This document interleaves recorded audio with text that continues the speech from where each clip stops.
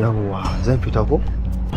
Kamar ya za ka fita? Gaskiya ni yau bana son ka fita aikin nan, so nake kawai ka zauna a gida mai hira. Kwantar da hankalinki. Yau bara in zauna mu yi hira. Yau lokacin ki. Dama akwai labarin da nake so in baki. Gaskiya. Wannan nan mai hira. To, yanzu bari in baki labari akan wani abokina wanda ya aure wata 3 da suka wuce. Yana jin tsoron ya gaya wa matar shi kar ta shiga wani hali. Ji wata magana fadan Allah. To yanzu menene ma a ciki dan yayi aure?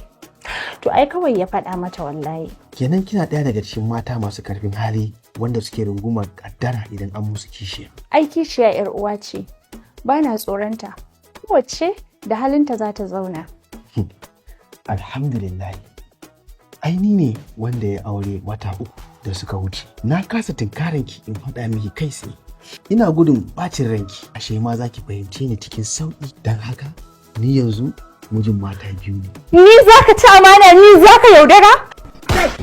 Amma kana cikin hankalinka kake gaya min wannan maganar?